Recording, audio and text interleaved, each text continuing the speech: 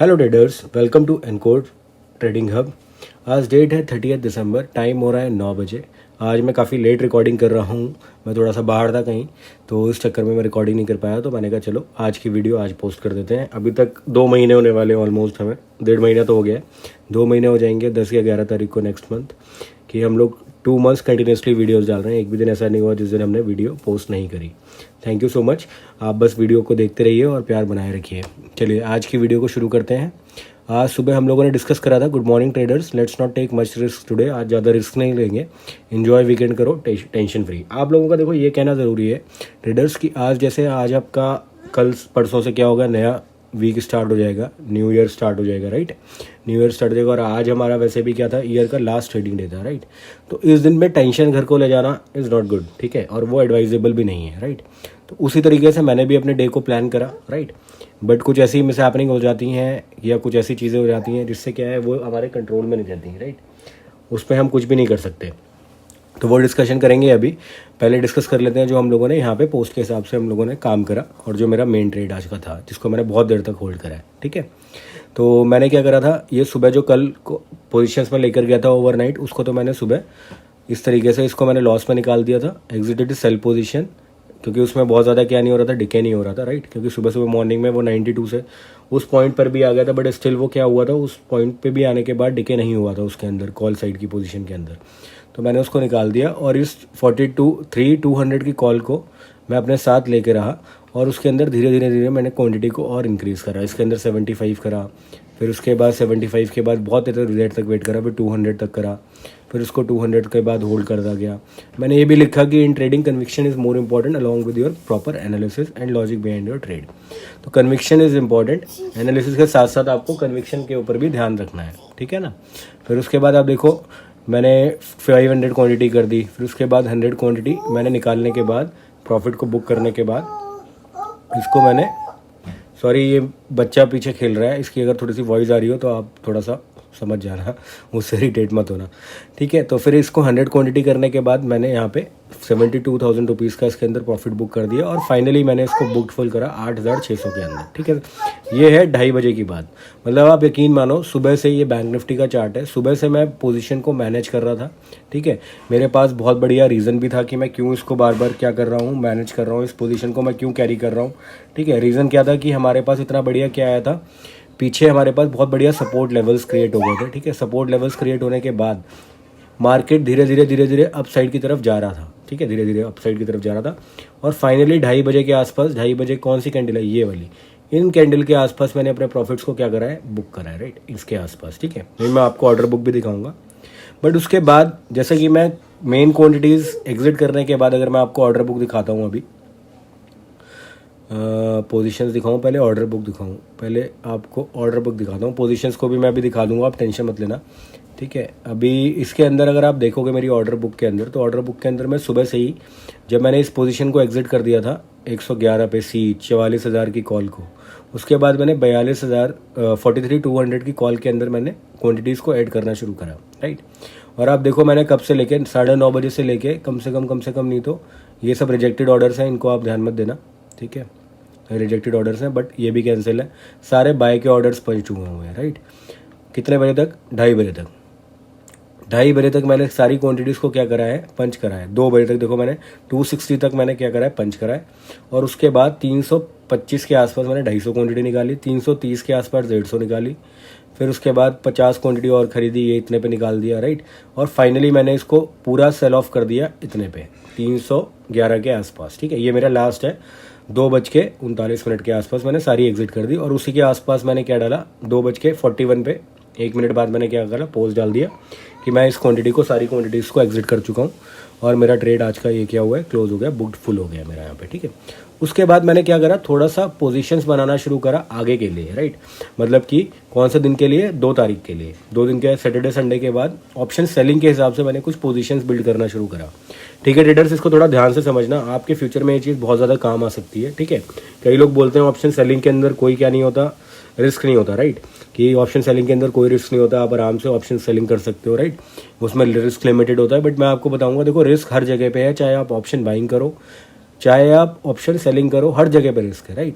फिर मैंने 2:40 के आसपास, आप देखोगे ये पहला ऑर्डर है, यहाँ से मैंने क्या करा, पोजीशन बिल्ड करना शुरू करा 42,800 की पुट के अंदर। इसके अंदर कुछ क्वांटिटी 25 क्वांटिटी सेल करी और इसके अंदर 42,900 के अंदर भी मैंने 25 क्वांटिटी सेल करी। ठीक है, दोनों के अंदर 25-25 क्वांटिटी छोटी छोटी डाली। एक्चुअली ब्लेंडर कहाँ से क्रिएट हुआ, आप सीधा उस पॉइंट पे आ जाते हैं। ठीक है, आप ये देखोगे एक यहाँ पे बहुत बढ़िया पैटर्न बना है। सपोर्ट एरियाज पे तो हम खड़े ही थे, राइट। इस एरिया के पास हमने एक ट्रेंड लाइन का भी ब्रेकआउट दे दिया है। ठीक है, ट्रेंड लाइन का ब्रेकआउट देने के बाद हमने इस ट्रेंड लाइन को रिटेस्ट भी कर लिया और वापस से एक अप मूव दिया है। ठीक है, इस अप मूव को देने के बाद मैंने इसके अंदर क्या करा, पी साइड की पुट पोजीशंस के अंदर क्वांटिटी को ऐड करना शुरू करा और वो क्वांटिटी थोड़ी सी ज़्यादा हो गई। ठीक, ज़्यादा भी क्या मतलब 150 क्वांटिटी के आसपास या 175 क्वांटिटीज़ के आसपास हो गई। ठीक, बट आप एकदम से देखोगे इतनी शार्प कैंडल आई, ठीक है, जिसने प्रीमियम को ऐसे पुल करा कि प्रीमियम 200 का प्रीमियम 400 और 100 का प्रीमियम 300 के आसपास पहुंच गया, राइट। और ये कैंडल छोटी मोटी कैंडल नहीं है, आप देखोगे तो ये 260-70 पॉइंट की कैंडल है, राइट। एक ही कैंडल इतनी बड़ी बनी और बहुत फास्ट बनी, क्विक बनी। अभी मैं आपको ऑप्शंस के भी चार्ट दिखाता हूँ। जैसे ये वाला आप देखो प्रीमियम, मेरे पास इसका प्रीमियम था, ये कितना का है, 42,900 का प्रीमियम। 42,900 का प्रीमियम मैंने लिया था, 42,900 का पुट ये रहा। ठीक है, ये भी मैंने सेल करा था। ठीक है, ये सारी क्वांटिटीज़ को मैं सेल करके चल रहा था यहाँ पे। ठीक, इसका प्रीमियम ऐसे धुआं की तरह ऊपर भागा है। ये देखो आप, यहाँ पे कितने का था, 180 के आसपास। 180 से कहाँ तक का इसने हाई लगाया है, 410 तक का, राइट। तो आप यकीन मानो मेरे पास अगर 100-150 क्वांटिटी भी थी तो वो डबल हो गई इस स्क्रीन पे। अब मैं ऑर्डर बुक पे आ जाता हूँ। ये मेरी मेन पोजीशन थी सॉरी, ये मेरी मेन पोजीशन थी जिसको मैं कैरी कर रहा था। यहाँ पे मेरा 42,900 की पुट ऑप्शन के अंदर यहाँ पे मेरे को 32,000 रुपये तक का लॉस दिखा रहा था। आप सोचो कैसे तैसे मैंने उस पोजीशन को मैनेज करा और इस लॉस को मैं 10,000 रुपये तक लेकर आया। ठीक है, मैंने पोजीशन को होल्ड रखा था क्योंकि मुझे पता कई बार ऐसे क्या होता है, स्पाइक लग जाता है।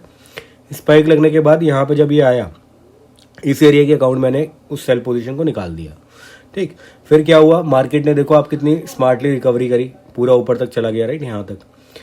ठीक है ना, यहाँ तक आने के बाद फिर मैंने इस वाली पोजीशन को भी निकाले। तो ये वाला जो लॉस आप देख रहे हो वो बेसिकली उस स्पाइक की वजह से हो गया। यहाँ पे मेरे को 32,000 रुपये तक का लॉस दिखा रहा था, बट ये जब कम पे आया तब मैंने इसको क्या करा, एग्जिट कर दिया। ये 42,000 रुपये की पुट मैंने किस लिए, सेफ गार्ड के तरीके से जो मैं लेता हूँ ना, पुट को बाय करता हूँ, वो पोजीशन थी। इसके अंदर क्या खेल हुआ आप देखो, इसकी जब मैंने इसको सेल बाय करा तो ये कितने पे थी, 120 पे थी। 120 के बाद इसने भी स्पाइक मारा था, ये फटाक से कहाँ पे आ गई, 50 पे आ गई। ये मैंने सेफ गार्ड के लिए लिया था क्योंकि इतनी बड़ी जब सेलिंग आई तो मैंने क्या करा, एक 42,000 रुपीज़ की पीई को क्या करा, बाय करा, ये सोच के कि भाई मार्केट में हजिंग के तरीके से मैंने मतलब उसको बाय करा था। तो इसके अंदर भी क्या हुआ, मेरे को छोटा सा लॉस हो गया। तो बेसिकली घुमा फिरा के क्या हुआ, बहुत मैनेज तरीके से मैंने 10,000 रुपये का लॉस करा। बट अगर मेरी जगह पे कोई और होता तो ये 10,000 रुपये ना होके ये 20-25-30,000 रुपये हो सकता था। क्योंकि आप स्पाइक देखोगे तो आप खुद सोच पाओगे कि आज फ्राइडे के दिन पे इतना तगड़ा स्पाइक कैसे आ रहा है, एक्सपायरी डे जैसा, राइट। हालांकि ये बात सही है कि यहाँ पे कैंडल जो बनी है वो बहुत बड़ी है, राइट। 250 पॉइंट से भी ज़्यादा की कैंडल है, ये सिर्फ एक कैंडल, राइट। और अगर इसका हाई और लो देखोगे तो और भी बड़ा होगा, क्योंकि मतलब इसने जो पूरा फ्लो दिखाया वो देखो कितना बड़ा है, यहाँ से लेके यहाँ तक का। मतलब आप देखो 350 पॉइंट्स की कैंडल, 350 पॉइंट की कैंडल गाइस। इतने का तो मूवमेंट एक दिन में भी नहीं आता पूरा, आप खुद देखो।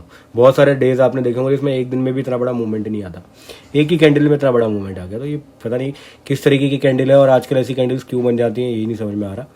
बट नेवर माइंड गाइस, मैं आपको ये बताने की कोशिश कर रहा हूँ कि देखो लॉसेस हर जगह पे किसी भी जगह पे हो सकते हैं, चाहे आप ऑप्शन सेलिंग के अंदर खड़े हो, चाहे आप ऑप्शन बाइंग के अंदर खड़े हो। अब जो इस पोजीशन को मैं सुबह से होल्ड कर रहा था, ये वाली पोजीशन थी मेरी। अब मैं ये भी बता देता हूँ ये वाली पोजीशन को जो मैं होल्ड कर रहा था सुबह से 43,200 की कॉल को, उसको मैंने बहुत अच्छा एग्जिट करा है। अब देखो 8,600 के अंदर एग्जिट करा है। कन्विक्शन बहुत स्ट्रांग था कि मार्केट ऊपर जाएगा, बुलिश जाएगा, ठीक है। और मुझे मार्केट ऊपर जा भी रहा है। अब देखो अगर कन्विक्शन ही नहीं होता तो इतना बड़ा कैंडल क्यों बनता। बट आप देखो ऐसी जगह पे कई बार आप चाहे कितने भी सही हो, कुछ भी गलत हो सकता है, आपको उस चीज़ के लिए हमेशा रेडी रहना पड़ेगा। तो छोटे छोटे लॉसेस, चलो 8-10 हज़ार रुपये का लॉस चल जाएगा, ठीक है। बट आपको इस चीज़ के लिए हमेशा रेडी रहना है ट्रेडिंग के अंदर कि इस टाइम पे कोई बड़ा लॉस ना हो जाए, इस कैंडल के हिसाब से कोई ऐसा लॉस ना हो जाए जिसमें आप अपना कैपिटल को ही वाइप ऑफ कर दो, राइट। उस चीज़ के लिए आप हमेशा रेडी रहो।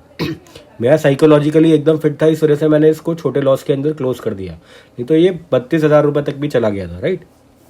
तो आपको एग्जिट करना आना चाहिए, उससे ये नहीं कि आप उससे गले मिला के बैठ जाओ, लॉस लेना सीखो, ठीक है। और इससे कोई मैटर नहीं करता कि आज ट्रेडिंग का लास्ट ईयर एंड था, आपने उस दिन पे भी लॉस कर लिया।